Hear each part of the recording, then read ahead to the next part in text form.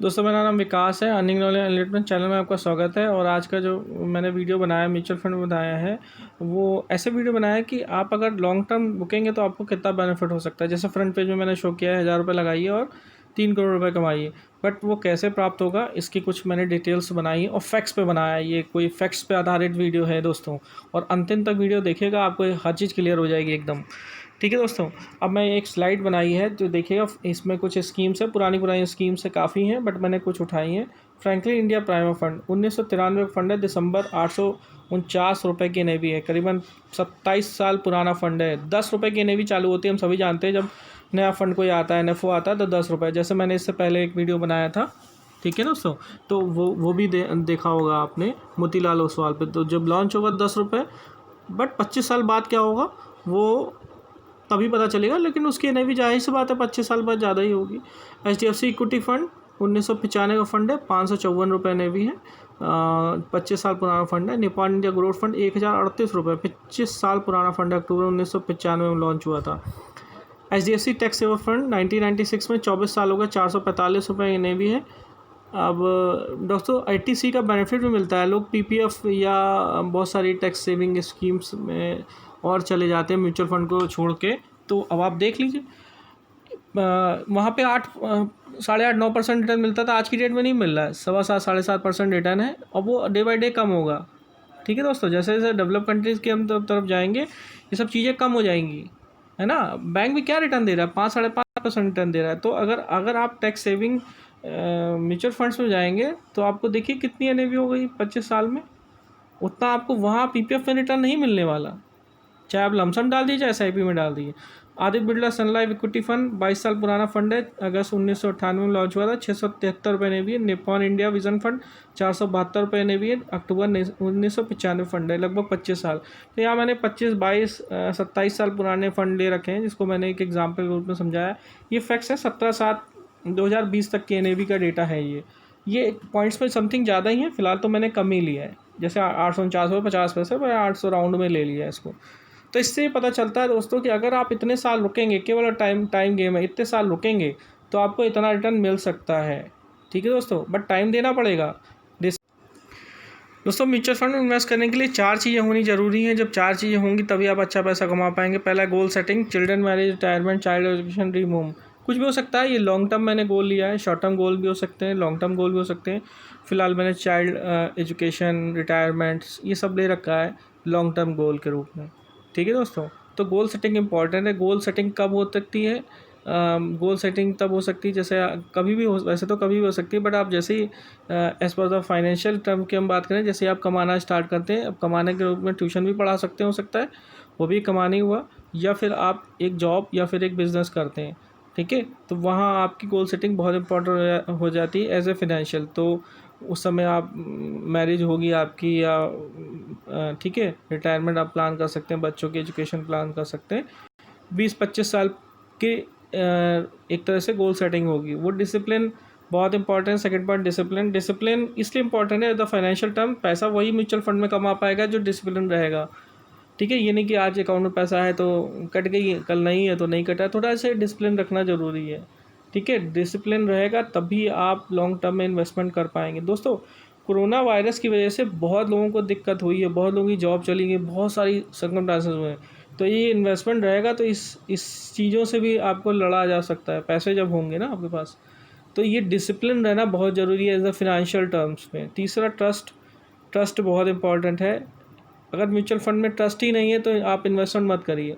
ठीक है, तो आप कमा नहीं पाएंगे, क्योंकि आप 2-3 साल से ज़्यादा रह नहीं पाएंगे और ट्रस्ट नहीं रहेगा। ट्रस्ट रखना बहुत ज़रूरी। किसी के कहने से हो सकता है आप जुड़ गए हो, बट उसके बाद उसको ट्रस्ट रखिए। आप ट्रस्ट रखेंगे तो आप बिल्कुल कमाएंगे। तीसरा, एक्सपर्ट एडवाइस। देखिए ये बहुत इंपॉर्टेंट है, लोग इस पर ध्यान नहीं देते। बीमार होता है आदमी तो डॉक्टर के पास जाता है ना, तो डॉक्टर ही तो एडवाइस देता है उसमें, कि अपने आप ही दवाई रोज़ खा लेते हैं आप, कुछ भी दिक्कत होती है तो, है ना। तो प्रॉब्लम बढ़ जाती है, नहीं जाएंगे तो प्रॉब्लम बढ़ जाएगी, फिर डॉक्टर पास आप जाएंगे।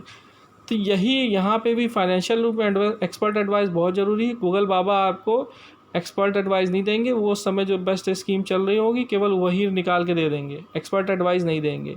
ये लिख लीजिए आप मुझसे, ठीक है। तो एक्सपर्ट एडवाइस हो, कोई आपका फाइनेंशियल एडवाइज़र हो, या कोई आपका खुद भी R&D कर रहे हो, तो खुद भी R&D करने में बहुत सारे पेच होते हैं, तो देखना पड़ता है उनको।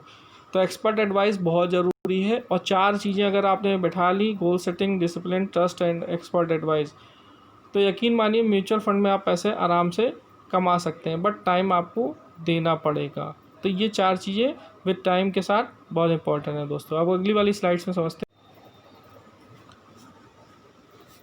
दोस्तों अब ये वाली स्लाइड्स में समझते हैं, ये पुरानी वाली स्लाइड्स है, इसमें एक कॉलम मैंने बढ़ा दिया है, अमाउंट कितना हुआ है। जैसे यदि यू कैन इन्वेस्ट 1000 रुपीज़, अगर 1000 रुपीज़ इन्वेस्ट करते हैं, ठीक है, और जब से वो SIP स्टार्ट हुई थी तब से, तो आज डेट में कितना रिटर्न हुआ होता। जैसे फ्रैंकलिन इंडिया प्राइम फंड है 849 में NAV, करीबन 27 साल पुराना फंड है, 67 लाख रुपये हो गए, 67 लाख, बस 27 साल देने पड़ेंगे। सेकंड HDFC इक्विटी फंड 1995 का 554 NAV, 59 लाख, ठीक है। तो ये देखिए, अब आगे वाले कैलकुलेटर में मैं बताऊंगा आपको कैलकुलेट करके भी, बट रिटर्न देखिए आप। Nippon India growth fund 62 lakh रुपए, 1038 रुपये NAV, 25 साल पुराना फंड है, 25 साल में 62 लाख, केवल और केवल 1000 रुपीज़ के SIPs। बट टाइम इंपॉर्टेंट है। मैं ये नहीं कह रहा हूँ 1000 रुपीज़ के SIP करा के छोड़ दीजिए और फिर कुछ मत कराइए, ऐसा नहीं है। आप 5000, 10,000, 20,000, 25,000, 30,000, 50,000, लाख, 2 लाख, जो भी जैसे भी आपका अर्निंग है उस हिसाब से आप कर सकते हैं। आप 10 से 20% के हिसाब से म्यूचुअल फंड में इन्वेस्टमेंट कर सकते हैं, but for the long term purpose. तीसरा HDFC टैक्स सेवर फंड 445 रुपये NAV, 29 लाख रुपए। अब आप समझ लीजिए, आप PPF में डाल देते आप 25 साल 24 साल और देख लेते 29 लाख किसी कीमत पे नहीं बना होता, यहाँ भी बन गया है, ठीक है। ABSL इक्विटी फंड, वो ऊपर से ATC का बेनिफिट भी मिलता है जो वहाँ भी मिलता है। अगस्त 99 के 22 लाख 673 रुपये नहीं, 22 साल में 22 लाख रुपए, 1000 रुपये दे के केवल, ठीक है। तो ये होती पावर के कंपाउंडिंग का गेम, और ये होता है टाइम का गेम, ठीक है। निपॉन इंडिया 32 लाख 473 रुपये NAV, 25 साल पुराना फंड ओनली, ठीक है। अब आप देखा 25 साल, 22 साल, 30 साल पुराने फंड है और रिटर्न देख रहे हैं आप 60, 67 लाख, 59 लाख, 62 लाख, 32 लाख, 22, 29, इस तरह से, लेकिन 1000। और यही कहीं 10,000 रुपये आप दे रहे होते तो अमाउंट आप कैलकुलेट कर रहे होते कितना होता, ठीक है। इसी को कहते हैं टाइम गेम, इसी को कहते हैं पावर ऑफ कंपाउंडिंग का गेम, और इसी को कहते हैं इन्वेस्टमेंट का तरीका। मतलब जैसे ही आप कमाना स्टार्ट कर रहे हैं वैसे इन्वेस्ट कर दीजिए 1000, 2000 रुपये। आप ट्यूशन में पढ़ा रहे हैं, आपको पॉकेट मनी मिल रही, 500 रुपये, 1000 रुपये डाल दीजिए। 500 डाल रहे होते तो 67 लाख का आधा होता, ठीक है। तो बट ये 25 साल पुराना फंड है, यदि आज की डेट में इन्वेस्ट करेंगे तो क्या करना होगा। अब आज की डेट में इन्वेस्ट कर देंगे तो जाहिर सी बात है फिर 25-30 साल देने पड़ेंगे, तभी तो इतना रिटर्न मिलेगा। ऐसे कैसे मिल जाएगा रिटर्न, है ना। तो डेट स्कीम्स पे मिलेगा नहीं आपको रिटर्न, चाहे FD हो, बॉन्ड हो, चाहे आपका XYZ कुछ भी हो। रिटर्न तो इक्विटी मार्केट में डालेंगे तभी मिलना है, और स्टॉक में डालेंगे तो लॉस होने की संभावना ज़्यादा है, क्योंकि पर्टिकुलर एक ही स्टॉक में इन्वेस्टमेंट रहेगा। तो आपका एक ही विकल्प है, म्यूचुअल फंड, ठीक है दोस्तों। तो लेकिन एक्सपर्ट एडवाइस जो 4 मैंने सिनेरियो बताए हैं उसको देखना बहुत ज़रूरी है, ठीक है दोस्तों। अब अगली स्लाइड में कैलकुलेटर बता रहा हूँ मैं आपको। दोस्तों मैं कैलकुलेटर में दिखाना चाहूँगा। आप 1000 रुपीज़ लिए, 15% का रेट ऑफ इंटरेस्ट लिया, 300 मंथ्स ले लिए, यानी कि 25 ईयर्स ले लिए। तो इसको अगर हम कैलकुलेट करेंगे तो ये देखिएगा 32 लाख आए करीबन, 32 लैक्स, ठीक है। अब इसी को अगर हम 360 मंथ्स कर दें तो अगर हम ये देखेंगे 70 लाख रुपीज़ आ गए।